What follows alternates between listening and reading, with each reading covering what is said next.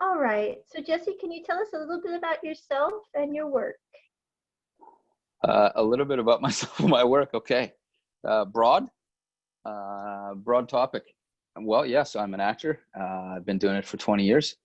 I am married. I have 3 children, and they're ages 8, 7, and tomorrow 6. And that's me in a nutshell. And so I know that you were recently in Batwoman. I had another person on there here that was a guest, Ron Selmore. He was in Batwoman as well. What were some of your highlights in that project? Batwoman for me was more related to stunts, actually. So that was pretty quick for me. I just popped in, Okay. did my work, and got out.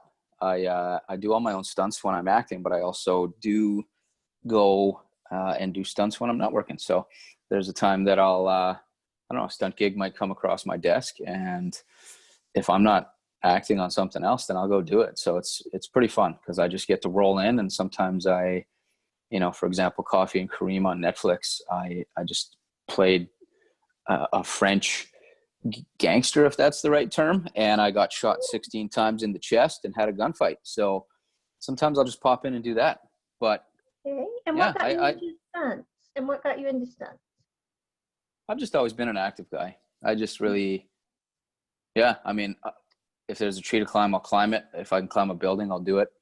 If I can jump into a rapid and swim it, I will. It's just kind of how I grew up.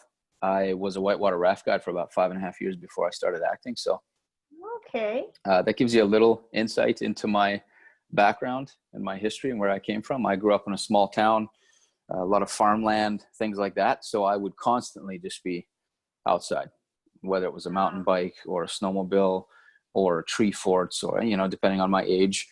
I was just always out getting into trouble, rock climbing, free climbing, ice climbing. I still whitewater kayak. That's a big part of my life. So if that can be brought into my acting world, it's amazing. But it takes a long time sometimes to bring those worlds together, right? Yeah. I mean, there's times that I'll book a role and they're like, oh, wait, hey, can you ride a horse?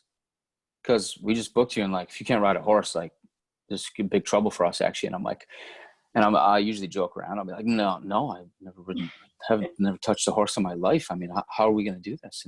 And they start panicking, and I'm like, it's all good. It's all good. Yes, I ride horses, and we will be okay. And then you were on Smallville. What was that like on the set to be in that production? Smallville, well, that's we have to get in a time machine to go back there. So that was what year? Like 2002, 2003. You know what? I had a fan write me recently and say, hey, I loved you in the Smallville episode. And I had to look it up. I was like, what? I don't even remember that.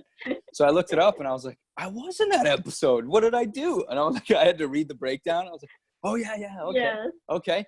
And honestly, it was so long ago that I couldn't even remember. So that was, yeah. So anyway, I'm glad you're asking me a question because it's fresh now. So yes, I did 3 episodes of Smallville, and I actually played 2 different characters, but they just melded it in to seem like it was the same guy. And so the most memorable story that I have from Smallville was they shaved my chest because I was the captain of the swim team. And then they stuck me in a swimming pool for like 3 days. And I got an infection in every single pore. And I'd never experienced that in my life. It's the first time in my life my chest has ever been shaved. And I felt like a lab rat. And then I got in the pool. And then I got infection. And I was infected for like 2 weeks. And it was the worst pain. But I had a great time. Oh, man. It was wonderful being on set. I love working and telling stories. And the people that I get to work with are awesome. I mean, people are awesome, right? Yes. And then can you tell us a little bit about your work with Hallmark? I understand you've done some films with them and series with them. Yeah, Hallmark. What was the first thing I ever did for Hallmark? Can't answer my own question. The things that pop out the most from Hallmark, people love Let It Snow with Candace Cameron Bure. It's a Christmas movie, comes on every year. It's probably even on right now. And people really enjoy that one. I did another movie called Harvest Moon with Jesse Schramm, and that was actually a lot of fun as well. And it was like a fall movie, Harvest. Yeah. And people really enjoy that one as well. And then I was on a series for 2 seasons called Cedar Cove. Yeah. And I really enjoyed that actually.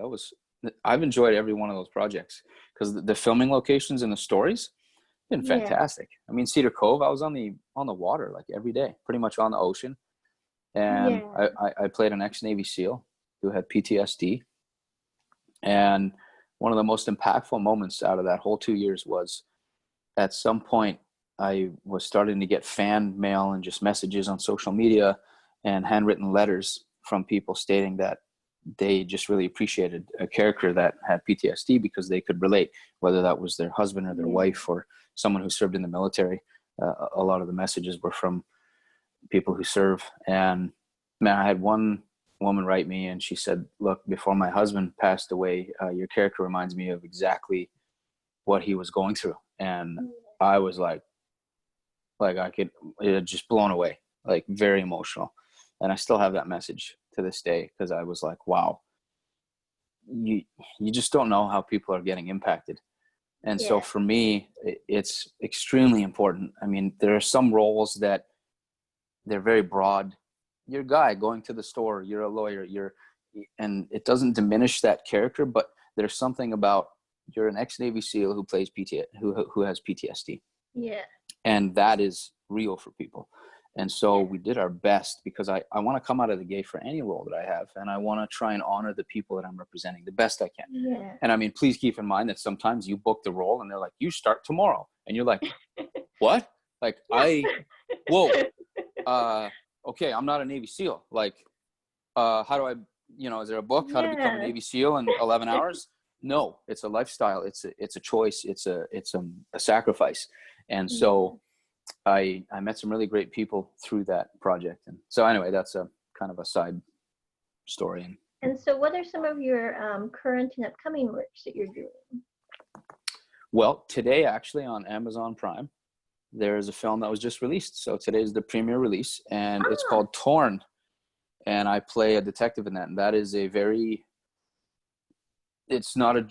that movie doesn't mess around. It's very heavy. It deals with a lot of racial conflict and struggle and youth and adults. And so anyway, it's a very good movie, but it's like not something you're going to gather around and watch with the family. So if anyone's around, they want to check that one out, go for it. I highly recommend it. It was a whole bunch of people that I know are in it, a lot of friends of mine. And it was fantastic to be able to join together and work with them. So that just released today. I have a movie that we don't know if it's going Hallmark or Lifetime yet. It's kind of in that in-between zone right now. And I think it'll be called My Birthday Boyfriend, which I'm the boyfriend. And side note, I actually filmed the movie while it was my birthday. So that was weird. Never in my life would I ever think that A, I'd do a movie called My Birthday Boyfriend, and B, would I actually film that movie on my birthday? Like it was actually my birthday and I'm on set. So it's a very fun movie. That's totally, for the whole family. And then I got a Christmas movie, which I've already done. So we're ahead of the game. And I just heard from the director last night, whose name is also Jesse Eichman. And it's called In for Christmas, unless they change all these names. So that's my disclaimer. They can change a name at any point in time. But that was a ton of fun. I worked with Onna in that. She was the lead female. And I think people will really like it. We found some really cool ways to bring some humor and some heart into it. What else? I was just on Project Blue Book on the History Channel. If people love that. Supernatural was a couple weeks ago. I played a werewolf who was in basically part of an underground fight club. So as you can tell, I like to, if I'm able, move around. I love to do family driven stuff. I love to do comedy. I love to do action. And I like to keep people guessing if I can. Yes. Well, we'll include a link to the Amazon one that was just released below your video on the website. And then if people want to stay up to date on your current and future projects, they just need to follow you on Facebook. And if you have an Instagram's probably that's the one I personally use the most.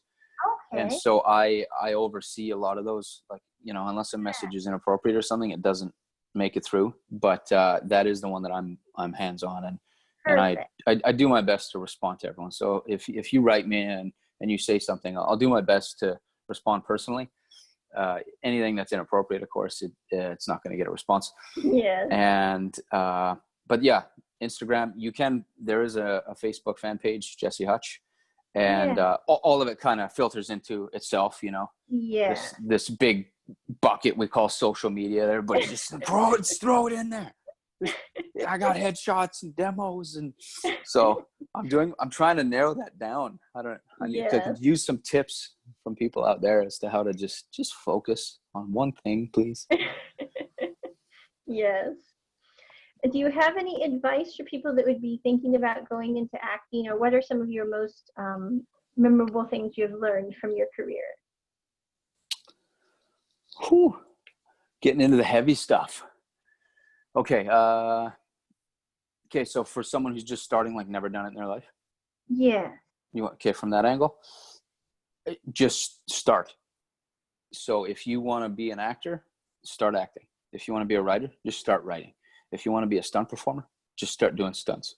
And I know that sounds funny and kind of weird, but you need to just start doing it. So whether that's taking your iPhone outside and just start to do it and find other people that are doing it, go to the nearest school, go to the nearest university, see if you can find like-minded people that are making projects, and start working on things. Because you'll find people. I mean, that is the good thing with social media today, is you can find people that want to do things. And so I would say just start somewhere, and that will start to build a momentum. Even if you're brand new, you've never done this in your life, if you just start like, okay, I'm going to set up my iPhone and I'm going to shoot a scene, you're already learning. You'll start to learn. Start watching movies, start watching TV shows, but don't watch them so much that you don't go and do anything. So you need to eventually like get off your butt and like go do it. So that's like a very minor start. As far as like a big looking back on my career, things that I've learned along the way, it's really important that you find out what you are actually living for. If you are living strictly to become an actor, that's going to be very difficult, because you will, if that's the only thing you have, right? I want to be an actor. I want to be a writer. I want to be a director. That's it. Go for that, no matter what. I love the drive. I love the passion. But what ends up happening is you're hanging on to that so tight, you're going to choke it and you're going to kill it. And so I found that my marriage to my wife, being a father to my kids, being a friend to the people who are my friends, being a stranger to the people who don't know me, I need to find out a base as to how to live for those people. And out of that comes my career. So I don't live for my career. If anything, my career is actually fed because of the love and the concern or the struggle or the pushback or the opinions and the ideas of others that all come at me, right? And so that's a very broad look at something that, you know, we could get into and have really great conversations about, because I love talking about stuff like this. Like I really champion people on who want to actually, like, I want to go into the film business. I'm like, yes, like, boom, let's do it. But I'm also not going to sugarcoat stuff for you. And that leads me to another point. You need friends in your life, regardless of what you do for a living, who are willing to tell you the truth, even the truth that you don't want to hear. And so you have to pick and find those people, and it could take time, but we all need someone in our life who has the right to go, hey, are you sure you want to do this? Because this doesn't line up with that, you know, ABC, they don't line up. Or, hey, you know what? You're kind of a jerk back there. Why'd you do that? Why are you talking like that?